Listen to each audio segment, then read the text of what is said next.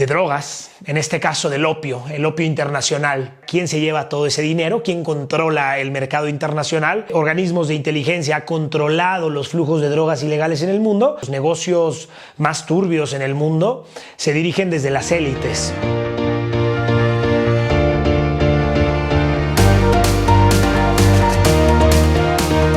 Amigas, amigos de Conecte MX, bienvenidos a un nuevo episodio de Hagamos un Trato. Recuerden que a través de este espacio la idea es poder difundir información acerca de México, de personas, de talentos, de historia, de cultura, de política o de economía. Pero el trato está en que si ustedes aquí escuchan algo por primera vez o que les parezca interesante, se comprometan conmigo para compartirlo, aunque sea con una persona más. ¿Trato hecho? Venga. Pues el día de hoy quisiera platicarles acerca de drogas, en este caso del opio, el opio internacional, y de algunos aspectos porque evidentemente es un tema abundantísimo, con una historia y una trayectoria muy larga, pero que me parece interesante hablar de algunos aspectos, sobre todo porque me parece que el negocio de las drogas, todos sabemos que ha generado grandes males en México, violencia, adicciones, negocios turbios. Y al final del día creo que hemos estado un tanto engañados porque las autoridades en México a lo largo de los años, las autoridades en Estados Unidos, las autoridades de organismos internacionales nos han vendido la historia de que las drogas son dirigidas por rebeldes, por narcotraficantes malvados. Y creo que muchos de nosotros sabemos que las drogas y los negocios más turbios en el mundo se dirigen desde las élites. Pienso que después de poder hacer un recorrido histórico en conocimientos de qué ha sucedido con el opio, también podríamos darnos cuenta de esta realidad. Es en 1961 que la ONU crea la JIFE, la Junta de Fiscalización de Estupefacientes, a través de la cual marca todos los lineamientos con los cuales, de hecho siguen vigentes, con los cuales los países van a poder regir su producción, exportación y consumo de amapola. Recuerden que la amapola sintetizada produce medicamentos paliativos legales como son la oxicodona o la morfina, y evidentemente también producen heroína para el sector, digamos, ilegal. Es cierto que a lo largo de todas las guerras que ha vivido Estados Unidos, muchos o gran parte de esos militares volviendo a su país después de las guerras, habiendo sido tratados por este tipo de medicamentos contra el dolor, regresaban ya siendo adictos a ellos. En Estados Unidos, 4 de cada 5 adictos a la heroína o a los opiáceos iniciaron su adicción por vía de las prescripciones médicas. En Estados Unidos también es muy fácil encontrar oxicodona, que ustedes la pueden recordar porque es la droga de la que este actor en la serie Doctor House, de la cual él se hace adicto. En Estados Unidos realmente es una droga que se comercializa fácilmente para combatir dolores relativamente sencillos. En México no lo es así. Pero eso ha creado evidentemente un mercado en el país más importante y consumidor del mundo que ha generado una necesidad. A lo largo de la historia se puede comprobar que también ha sido el gobierno de Estados Unidos, a través de sus organismos de inteligencia como la CIA, la que ha buscado controlar las drogas en el sudeste asiático, en Medio Oriente y no se diga evidentemente en Latinoamérica.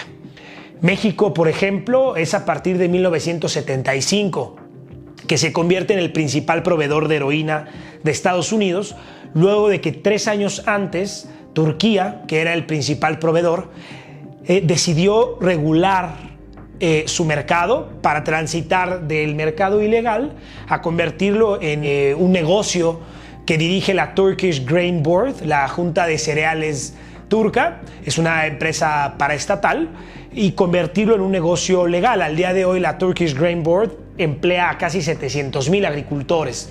Así que me parece de hecho un tema muy interesante. México no lo hizo así y sabemos que los vacíos de poder siempre son llenados, nunca quedan vacantes. Así que es a partir de 1975 que México se convierte de hecho en el principal proveedor de heroína de Estados Unidos. Hoy en día sabemos que es Afganistán el principal productor de heroína ilegal, prácticamente aborda el 90% del mercado internacional. Por ejemplo, Afganistán provee el 95% del mercado europeo, el 90% inclusive del mercado en Canadá. Sin embargo, Estados Unidos generó este corredor en el Triángulo Dorado de México a lo largo de las décadas. Durango, Sinaloa, Guerrero. Aumentaron los plantíos, aumentaron la producción y satisfacemos esa necesidad. Ahora bien, evidentemente es un negocio que muchas personas pueden pensar que lo dirigen, como yo les decía al inicio, rebeldes. Sin embargo, basta analizar algunos de los eventos históricos más relevantes para comprender que las invasiones de Estados Unidos en México no tuvo que hacerlo, pero las invasiones en Vietnam, las invasiones en Afganistán mismo han generado un incremento de la producción de drogas en esos países que eventualmente Estados Unidos, con el poderío militar presente, ha llegado a controlar. Les doy un dato, por ejemplo, en el 2001, cuando Estados Unidos invade Afganistán después del atentado a las Torres Gemelas, cultivaba 74,000 hectáreas de amapola en el 2001. Para el 2017 ya cultivaba 328,000 hectáreas. Prácticamente se multiplicó por 5 y en el mismo periodo de tiempo Estados Unidos invirtió cerca de $7,000 millones para combatir la heroína en Afganistán. Y uno podría preguntarse cómo es posible que Estados Unidos a lo largo de más de 10 años haya invertido $7,000 millones para combatir un mal cuando se multiplicó por 5 al menos la cantidad de hectáreas dedicadas a la heroína hasta posicionar a Afganistán como el principal productor ilegal de esta sustancia. México, entonces, me parece que tiene un área de oportunidad interesante. Quizás podría aprender de la experiencia turca o de la experiencia de India, de cómo regularizar su mercado, porque la otra cosa que es cierta es que en México hay una carencia importante de tratamientos paliativos contra el dolor, de enfermedades terminales. 7 estados de los 32 en México no cuentan con ningún tipo de servicio de atención paliativa. 17 de los 32 estados cuentan con un solo único servicio de atención de clínicas del dolor. Y de las 106 facultades de medicina en México, únicamente 6 cuentan con este tipo de asistencia. Me parece que, de hecho, es increíble que México sea el tercer productor más importante del mundo de amapola y al mismo tiempo importemos morfina. Es realmente un contrasentido, como lo es también en el sector energético y el petróleo. Me parece que sería un área a atacar por parte del gobierno. Tendríamos efectivamente que seguir los lineamientos de la ONU, la cual a través de la JIFE estipula quién produce amapola legal, cómo la exporta, y es la misma ONU la que genera un almacenamiento de materia prima para poderla distribuir al mundo. Sin embargo, la JIFE no pone ningún tipo de obstrucción hacia el consumo legal, cosa que México definitivamente creo que sería deseable. Me parece que es importante porque cerca del 76% de todas de la población que vive cercana a zonas de cultivo de la amapola se dedica precisamente a este negocio, gente que termina quedando totalmente vulnerable ante el crimen organizado que desde mi punto de vista es dirigido también por las élites, porque habría que pensar un poco para decir, bueno, realmente creemos que Estados Unidos, porque es un acto de fe, que Estados Unidos combate el narcotráfico, combate realmente al terrorismo, o ha sido un motor o ha financiado a este tipo de grupos siempre que le haya convenido. Por ejemplo, en los 70s Estados Unidos financió a los talibanes en Afganistán para derrocar al régimen soviético, y 30 años después nos venden la historia ahora de ser los malvados y de invadirlos por aquello. Me parece que también no es sostenible que los grandes capos en México puedan escapar a la justicia americana si auténticamente quisieran detenerlos. Creo que hay que hojear unos cuantos libros de historia para darnos cuenta que al menos hay muchas razones para dudar de esto.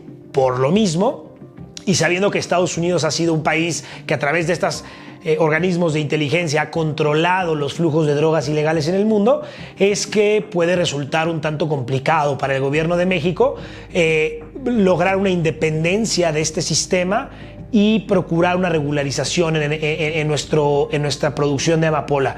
Creo que podríamos transformar, como bien lo hizo Turquía, a poder emplear a cientos de miles de agricultores que fueran parte de la economía formal y lograr un mercado interesante para nuestro país y sobre todo satisfacer nuestras necesidades,